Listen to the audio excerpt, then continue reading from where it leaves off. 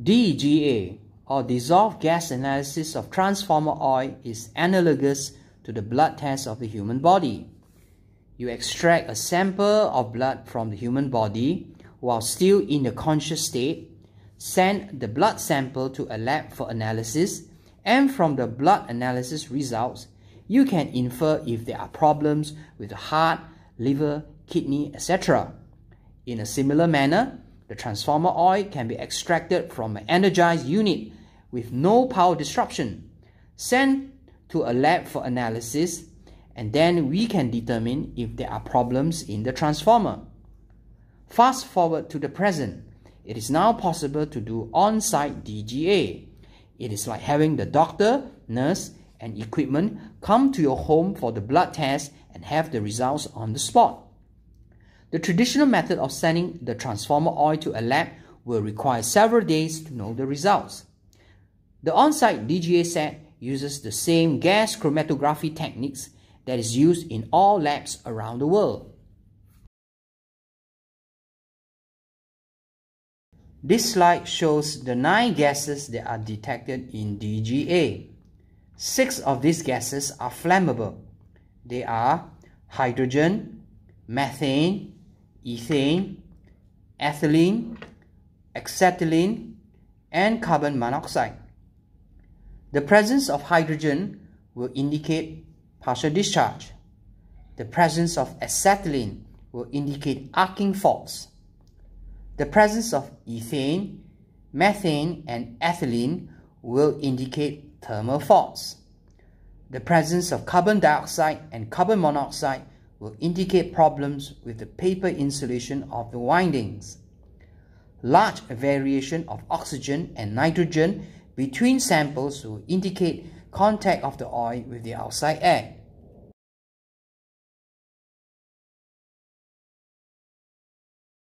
This slide shows how soluble is the gas in the oil and by the OSTWALD coefficient. Hydrogen gas is the least soluble in oil, while ethane gas is the most soluble in oil. In a transformer oil, these gases are not visible to the naked eye because it is dissolved in the oil. The oil has a finite ability to hold the gases in the dissolved state, and once that limit is reached, any additional gases produced cannot exist in the dissolved state and will appear in the gaseous form. The transformer will then have visible gas bubbles, and it is very dangerous to the transformer. An electrical fault will be imminent.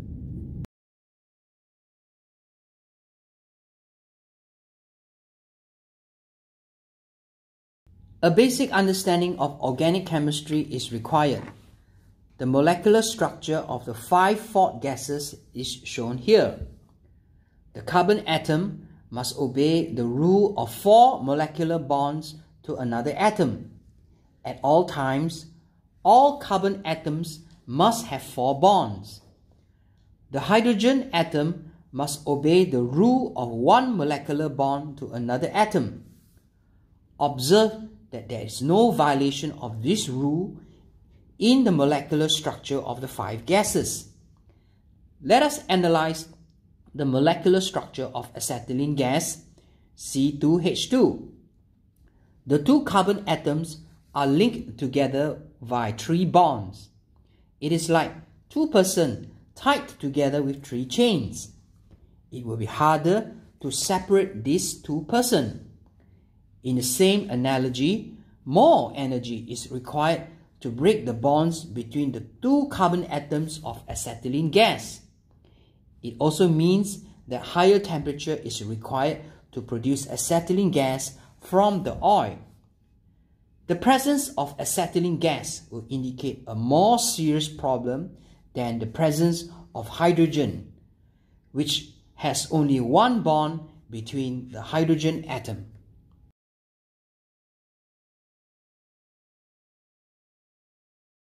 A repetition of my earlier explanation of the mechanism of gas generation is good. If the DGA result says there are many fault gases and they have exceeded limits from some IEC or IEEE standards, and when I give you a bottle of the oil to see, you will probably expect to see some gas bubbles in the oil, much like seeing gas bubbles in a Coca-Cola drink. However, you will see no such gas bubbles in the oil. This is because the fault gases are dissolved in the oil. As the fault gets worse, more of the fault gases are broken off from the hydrogen-carbon chains of the mineral oil. Once the oil is fully saturated with the fault gases, the oil will not be able to contain the additional gases in the dissolved state, and so will appear in the gaseous state. There will now be visible gas bubbles in the oil, and time to failure will be soon for the transformer. This slide is another view of the generation of fault gases in the oil and viewed through the temperature perspective. The 5 fault gases are broken off from the hydrogen-carbon chain of the mineral oil. Which gas is broken off will depend on the temperature of the fault. It is the decomposition of the mineral oil from localized hot temperature that produces the fault gases.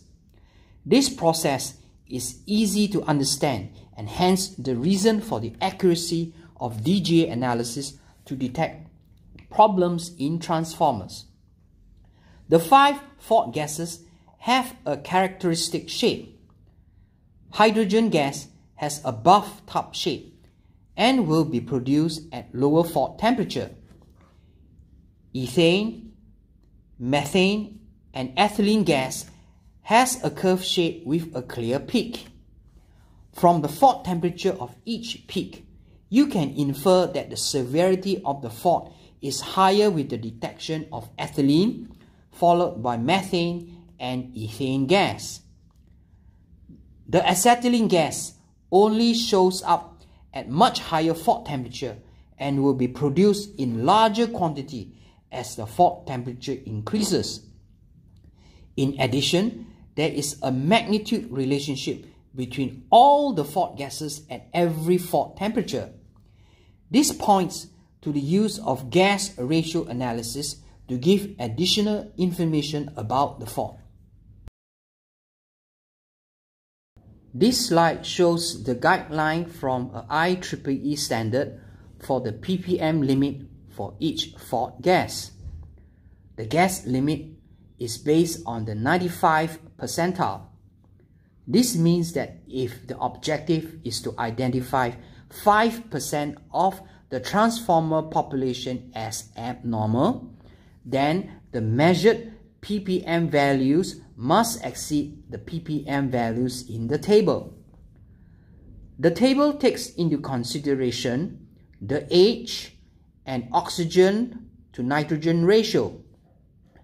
The oxygen to nitrogen ratio is an indirect way to establish if the transformer is the non-breathing or free breathing type.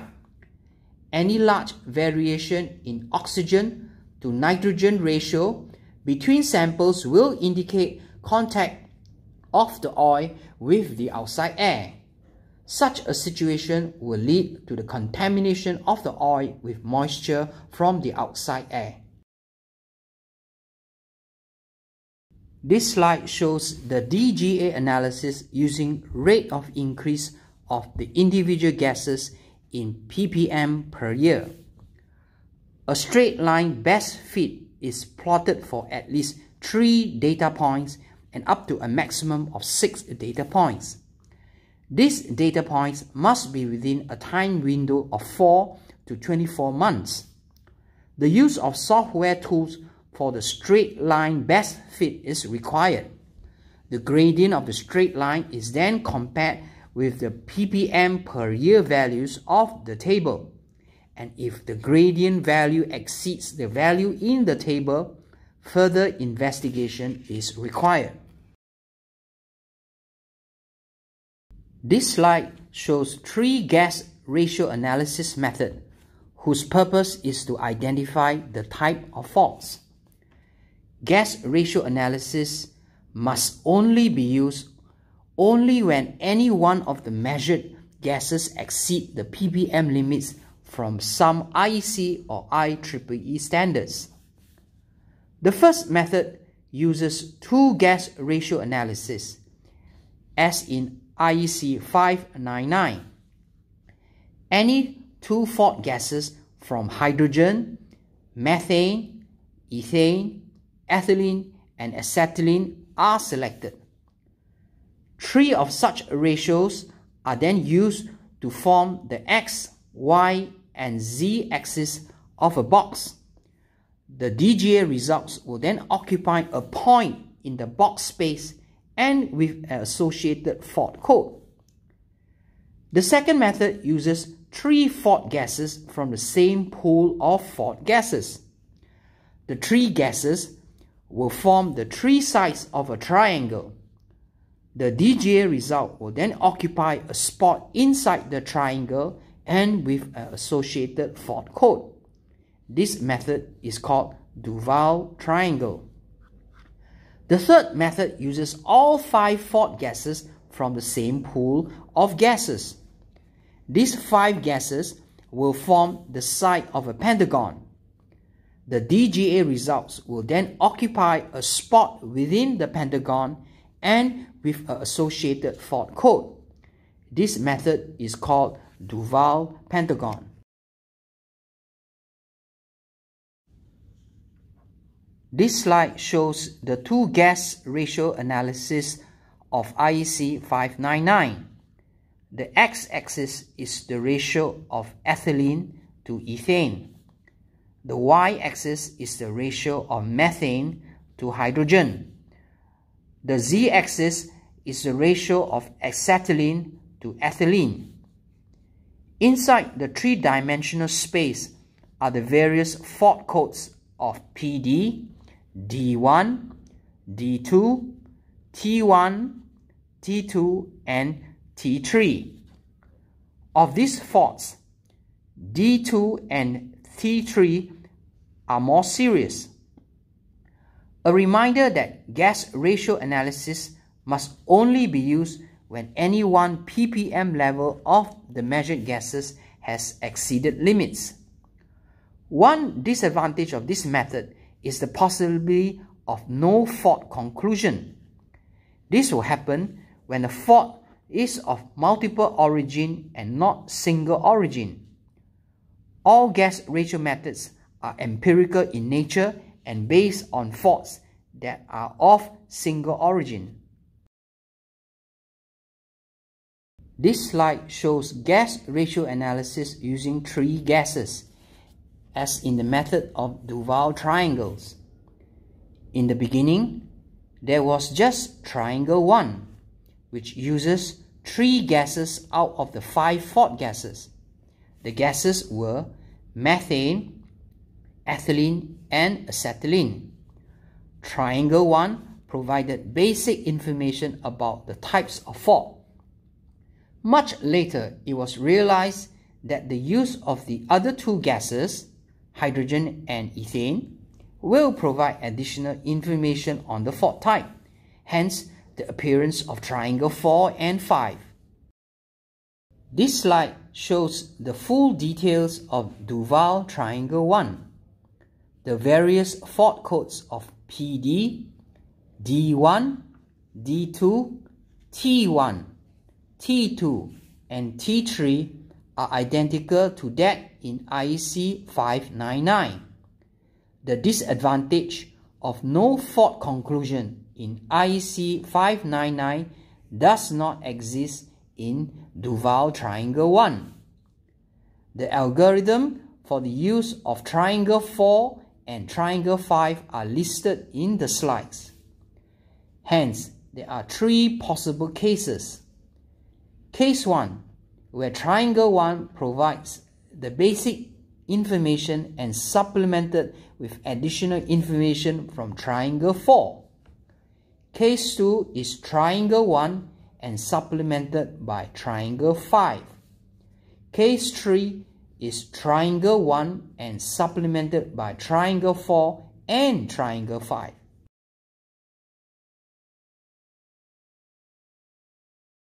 This slide shows the full details of Duval triangle 4 and 5.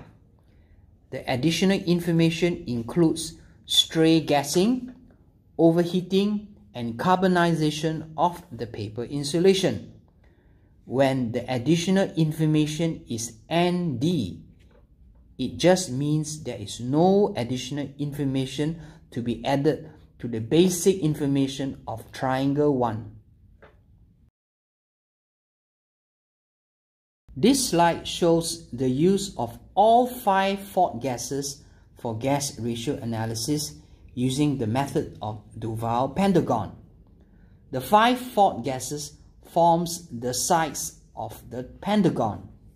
All 5 fault gases are analyzed at the same time. This method is different from the Duval triangle, which attempts to make use of all 5 fault gases via the combination use of several triangles. Pentagon 1 provides the basic fault information. Pentagon 2 provides additional information which supplements the basic fault information from Pentagon 1. This slide shows all the details inside the pentagon. You line up at the same spot inside both pentagons. You then overlay both pentagons.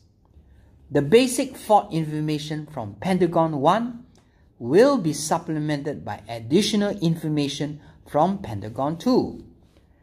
The definition of the additional information of Pentagon 2 are identical to that used in Duval triangle 4 and 5.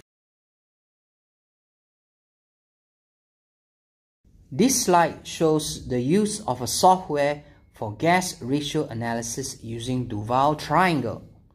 Manual hand calculation to triangulate the measured values into the triangle is tedious and prone to errors. It is like asking you to hand calculate the value of pi 3.142 to the power of 8 and to 5 decimal points. We use software for quick and error-free implementation of Duval triangle. This slide shows the same software doing gas ratio analysis to Duval pentagon. The translation of the 5 measured value of fault gases to a point inside the pentagon is extremely tedious. Hence, the need to use proper tools for the job. This means using software programs to achieve quick and error-free results. There are numerous commercially available software. The one that I use is called Inside View from Morgan Schaefer. This slide provides a basic description of gas chromatography or GC. It is a separation technique for the various components of the DGA gas sample. We are trying to separate hydrogen, ethane, methane, ethylene, acetylene, carbon dioxide, carbon monoxide, oxygen, and nitrogen in the DGA gas sample. Helium gas is used as the carrier gas, whose purpose is to push the gas sample into small diameter columns. The various gas components will be separated inside the column. A detector at the end of the column will measure the quantity of gas components as it exits the column. This GC technique is used by all labs around the world and also used by on-site DGA set. Bear in mind, the input to the GC is gas and not oil. This means that the gases that are dissolved in the oil must be extracted out and in a gaseous form. It is this gas that is injected into the GC for DGA measurements. Such gas extraction can be done by three methods: via vacuum extraction, via stripping methods, or via the headspace method. This slide describes the three gas extraction techniques of IEC 567. The first method is vacuum extraction using a vacuum pump, which has mercury components. This has the highest capability to extract the maximum gases that are dissolved in the oil. However, this method is not commonly used because of health hazards in handling the mercury. The second method is stripping. This involves bubbling helium gas into the oil sample and stripping the dissolved gas into the bubbling action of the helium gas. The third is headspace method. A fixed volume of oil is put into a glass vial with a fixed headspace. A portion of the gases dissolved in the oil will migrate into the headspace. The speed of migration is accelerated by physical agitation of the oil. This slide illustrates the separation of the gas components inside the column. Imagine the green, blue, and orange dots as runners in a marathon race. The green dots are elite runners from Africa. The blue dots are elite runners from Singapore. The orange dots are recreational runners. As time progresses, there will be separation of the runners due to different physical attributes. By the same analogy, the separation of the gases is due to the different properties of the gases and its interaction with the microscopic layer of liquid inside the column. Each of the gas components are impeded at different rates and further increases the separation of the gas components.